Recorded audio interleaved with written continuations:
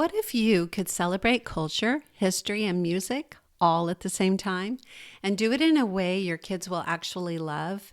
That's what we're going to explore today. September 15th through October 15th is National Hispanic Heritage Month, and it's a perfect opportunity to bring vibrant sounds, fascinating stories, and hands-on activities into your homeschool. Whether you've celebrated before or this is brand new for you, I've got some ideas today that will make it easy, meaningful, and fun. If you are a homeschooler looking for ways to easily and affordably include a quality music education in your homeschool, you've come to the right place. This is the Music in Our Homeschool podcast. I'm Gina Mayo, homeschooling mom of 8 and music teacher for over 30 years. Over the next few minutes, we're going to unpack the history behind National Hispanic Heritage Month so you can share it confidently with your kids. Explore a mix of music lessons, activities, and cultural experiences, many of them free, that you can start this week. By the end of this episode, you'll not only have a list of ideas, but also the background to help your kids see why this celebration matters. Let's start with the why behind the dates. National Hispanic Heritage Month runs from September 15th to October 15th every year. Those dates aren't random. They're connected to major moments in history for many Latin American countries. September 15th marks the anniversary of independence for Costa Rica, El Salvador, Guatemala, Honduras, and Nicaragua. In 1821, all 5 declared independence from Spain.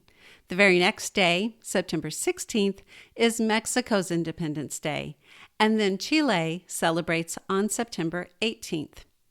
You can almost picture this season as a domino line of celebrations across Central and South America.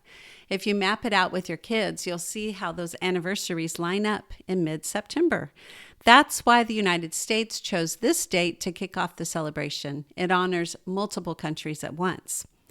And it actually began much smaller. In 1968, President Lyndon Johnson signed into law Hispanic Heritage Week. 2 decades later, in 1988, President Ronald Reagan expanded it to the full month that we have today. What is the difference between the words Hispanic and Latino? It's a question that comes up a lot, even for adults, so it's worth being clear before we dive into the lessons. Hispanic refers to people connected to the Spanish language, so that includes Spain, most of Central and South America, and even some other places like the Philippines. Latino or Latina or Latinx is about geography.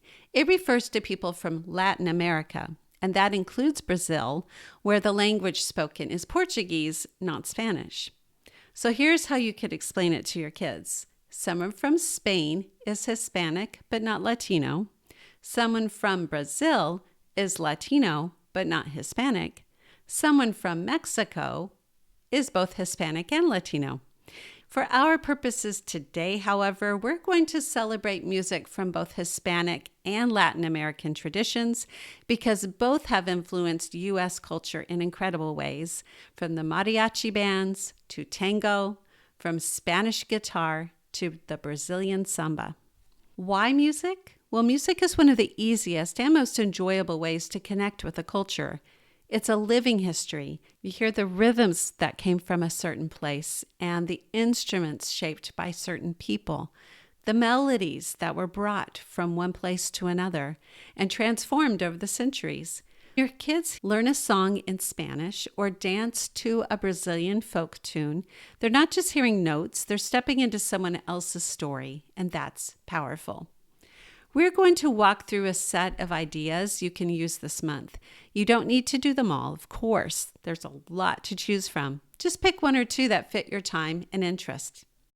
First is my 15-minute music lesson for Cinco de Mayo. Even though Cinco de Mayo is in May, this lesson works beautifully in September too, for it introduces Mexican history, traditional instruments like the guitarrón and vihuela, and the lively rhythms of the mariachi music. After you listen, have your kids identify the instruments they hear in the recording. Can they draw one? Can they clap along to the beat? And by the way, Be sure to check the show notes or description for the companion blog posts because all the links to these lessons will be there. Villa-Lobos is one of Brazil's most famous composers, blending classical European forms with Brazilian folk tunes. In my 15-minute music lesson, we explore his Bachianas Brasileiras, where you'll hear both Bach-inspired counterpoint and rhythms that could only come from Brazil. Listen for the guitar-like patterns in the strings and the lilting syncopation that gives it a tropical feel. Next, you'll want to watch cultural performances. I have a video of a Paraguayan bottle dance. Yes, it's an actual glass bottle balanced on the head while dancing. And some young people from Mexico playing in a youth mariachi band. Kids are fascinated by what they see as much as what they hear. So watch these videos and you can ask, what do you notice about their costumes or the instruments and the way they move? The next idea is to make some Latin American instruments.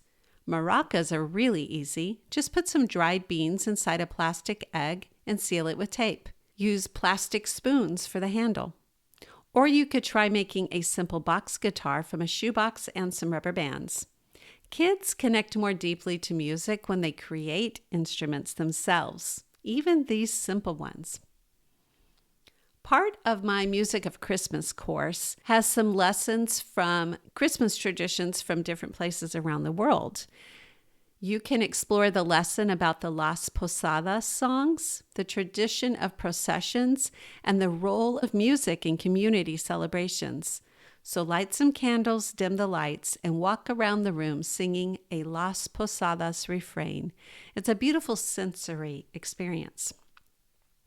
And then there's musicals and movies. You can watch Rita Moreno perform America from West Side Story and talk about how musicals tell cultural stories. Then watch Linda Ronstadt singing Poor Wandering One from the Pirates of Penzance. And then, of course, there's Lin-Manuel Miranda of Puerto Rican heritage. He's the creator of Hamilton. Inside Music in Our Homeschool Plus, I offer a masterclass on how and why the musical Hamilton became such a sensation. Let your teens watch a scene and then research a historical figure from the musical. Also inside Music in Our Homeschool Plus, I have some master classes, including one that is a Latin dance masterclass. Even if you're not a dancer, you will love learning some steps in this class. You can even use it as PE for the day. Some more composers from Hispanic countries include Manuel de Falla and Enrique Granados from Spain, Alberto Ginastera from Argentina, and Isaac Albanese. Listen to one piece per week and talk about what makes their sounds unique to their countries. Next, you could sing some songs in Spanish. I have Fum Fum Fum from Singing Made Easy Level 4, or De Colores from A Folk Song a Week. Once you've learned the song, sing it at mealtimes for a week. Repetition helps kids remember. In my World Music for Elementary course, I have many lessons from Latin American and Hispanic countries. There's Cuba, Mexico, Puerto Rico, Argentina, Bolivia, Brazil, Chile, Colombia, Ecuador, Paraguay, Peru, and Venezuela. Each lesson includes a mix of listening, cultural facts, and even optional activities. See how many directions you can go with this National Hispanic Heritage Month celebration. From folk dances to Broadway, hands-on crafts to classical masterpieces, there's something here for every age, every style of learner, and every homeschool schedule. Just pick one thing from this list and actually do it this week, and please let me know which one you picked. It could be as simple as watching one performance together and talking about it over lunch. Consistency matters more than quantity. You can always add another lesson next week. You'll find links to every resource I mentioned in the show notes and description. And I also encourage you to download 2 weeks of free music appreciation lessons at musicinourhomeschool.com/free music lessons. And I would love to have you join us inside the Music in Our Homeschool Plus membership. That link is musicinourhomeschool.com/membership. So keep learning, keep listening, keep filling your home with the joy of music and the arts. I'll see you next time.